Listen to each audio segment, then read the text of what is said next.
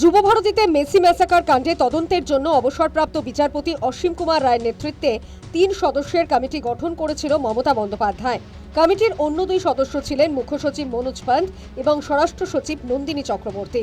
সোমবার রাতের নবান্নের কাছে জমা পড়েছিল তদন্ত কমিটির প্রাথমিক রিপোর্ট, সেই সঙ্গে সুপারিশও। মঙ্গলবার বড় পদক্ষেপ নিল রাজ্য সরকার।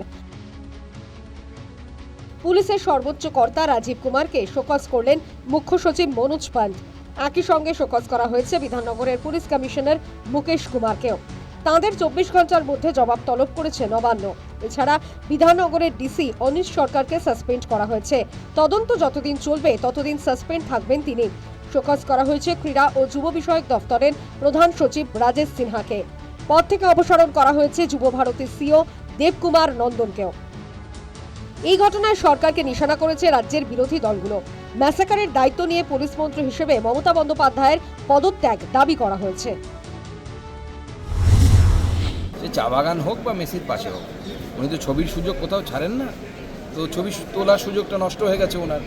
অন্যান্য মুখ্যমন্ত্রীরা ছবি তুলছেন। দিল্লির মুখ্যমন্ত্রী করমর্দনরত ছবি মেসির সাথে তুলে ফেলেন। মুখ্যমন্ত্রীর হাতে ঘা লেগে গেছে, মানে মুখ্যমন্ত্রী ইগোতে আঘাত লেগে গেছে যে আমি পারলাম না, আমি এত বড় মুখ্যমন্ত্রী হই।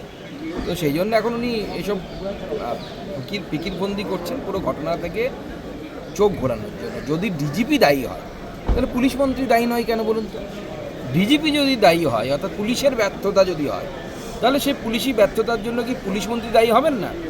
তাহলে মুখ্যমন্ত্রীকেও তাহলে শোকজ করা উচিত। মুখ্যমন্ত্রীকে শোকজ কে করবে? যুবভারতী কাণ্ডে কিভাবে জলের বোতল স্টেডিয়ামে ঢুকলো তা নিয়ে বিস্ময় প্রকাশ করেছে মুখ্যমন্ত্রীর গঠিত তদন্ত কমিটি। এ ব্যাপারে সিট গঠনের সুপারিশ করেছে তারা। পুলিশ আধিকারিকদের বিরুদ্ধে কড়া পদক্ষেপের পাশাপাশি কমিটির সুপারিশ মেনে বিশেষ তদন্তকারী দল গঠন করা হয়েছে। এই দলে রয়েছেন আইপিএল পীযূষ পান্ডে, মুরলীধর শর্মা, এডিজি আইন শৃঙ্খলা জাভেদ শামীম এবং ADG Dakshinbanga Supratim Sarkar. News time.